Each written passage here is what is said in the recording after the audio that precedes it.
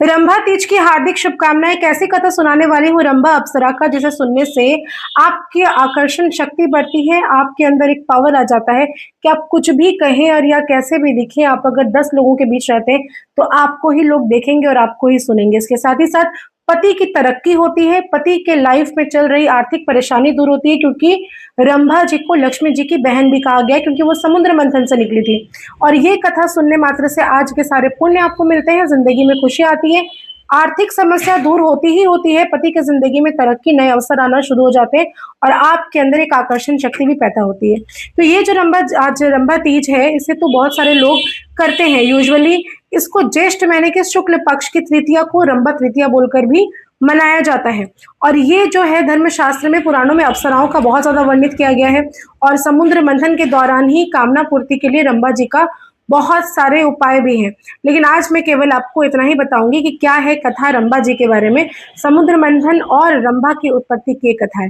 दैत्यराज बलि का राज्य तीनों लोकों पर स्थापित था। इंद्र सहित देवता गण भी बलि से भयभीत उठे।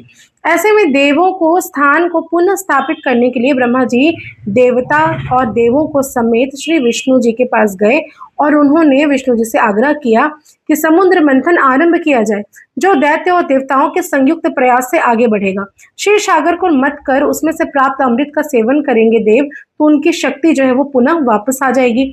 ऐसे में समुद्र मंथन के लिए मंदराचल पर्वत को मथनी और वासुकी नाग को नेति बनाया गया। भगवान श्री विष्णु कच्छप अवतार लेकर मंदराचल पर्वत को अपने पीठ पर रख लेते हैं और उसे आधार देते हैं।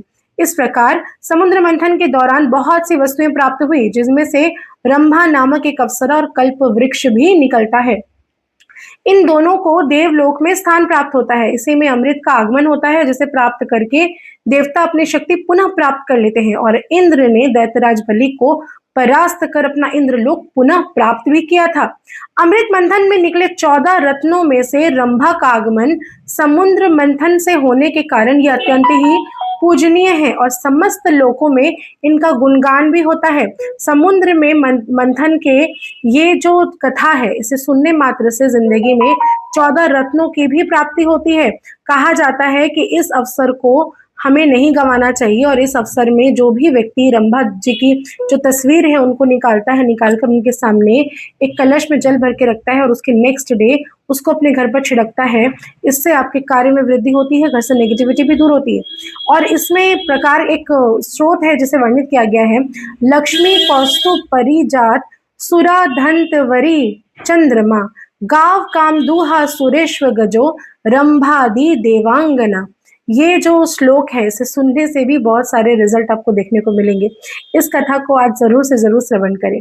और ये रंभा तीज के बारे में कथा बताने जा रही हूँ, ध्यान से सुनिएगा। रंभा तीज के उपलक्ष्य पर सुहागन स्त्रियां मुख्य रूप से इस दिन अपनी पति की लंबी आयु और अविवाहित कन्याएं सौभाग्यशाली बनने के लिए और सौभाग्य सहयोग वर पाने के लिए इस व्रत को रखती हैं।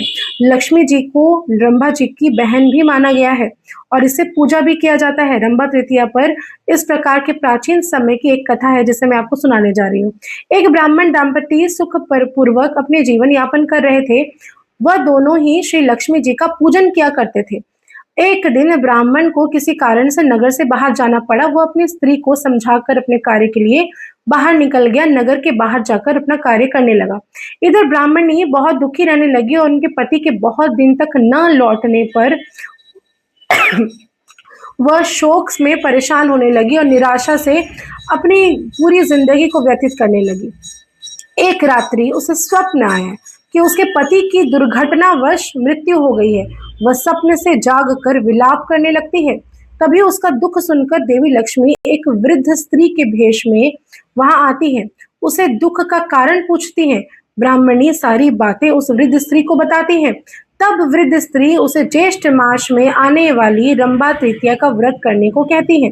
ब्राह्मणी उस स्त्री के कहे अनुसार रंभा तृतीया के दिन व्रत एवं पूजा करते हैं और व्रत के प्रभाव से उसका पति सकुशल पुनः घर वापस लौट आता है। जिस प्रकार रंभा तीज के प्रभाव से ब्राह्मणी के सौभाग्य की रक्षा होती है, उसी प्रकार सभी के सुहाग की रक्षा माता रंभा करती हैं। रंभा अप्सराओं में संबंधित बहुत सारी कथाएं हैं जिसमें वर्णन किया जाता है कि रामायण काल में भी ये रंभा जो है वो तीनों लोकों में प्रसिद्ध अप्सरा थी। कुबेर के पुत्र नल कुबेर की पत्नी के रूप में भी रंभा का वर्णन प्राप्त किया जाता है।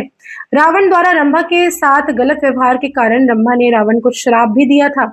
एक कथा के अनुसार तो विश्वामित्र की तपस्या को भंग करने के लिए जब रंभा आती है तो विश्वामित्र रंभा को शिला रूप में बन जाने का श्राप देते हैं। फिर एक ब्राह्मण द्वारा रंभा को शाप से मुक्त किया जाता है। रंभा तृतीया पर जो भी व्यक्ति विवाहित स्त्रियां जो है वो गेहूं, अनाज और फूल के साथ चूड़ियों के जोड़े की भी पूजा करें। चूड़ियां रंभा जी को बहुत पसंद है। अविवाहित कन्या अपनी पसंद के वर की कामना की पूर्ति के लिए भी व्रत रख सकती है और इस दिन सुंदर वस्त्र, अलंकार, सौंदर्य प्रसाधनों को प्राप्त करना चाहिए। काया निरोगी रहती है और यौवन बना रहता है।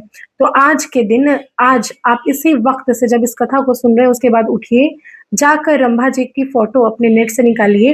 अगर प्रिंट आउट निकाल पाते हैं तो बहुत अच्छी बात है, नहीं तो इमेजेस में जाकर उनकी फोटो को सामने रखिए और उसके सामने प्रणाम करके उन्हीं को एक इत्र चढ़ाइए और उस इत्र की बॉटल को खोलकर आज के दिन आप उनके समक्ष चढ़ाकर ये कहिए कि हे माता, आप मेरा हमारे परिवार को सुखी रखें, मेरे पति की आयु जो है वो लंबी हो और जो कन्याओं का विवाह नहीं हुआ है वो कहे कि मुझे अच्छा जीवन साथी मिले, जिंदगी बहुत खूबसूरत से बीते, अपनी आकर्षण शक्ति को बढ़ाओ।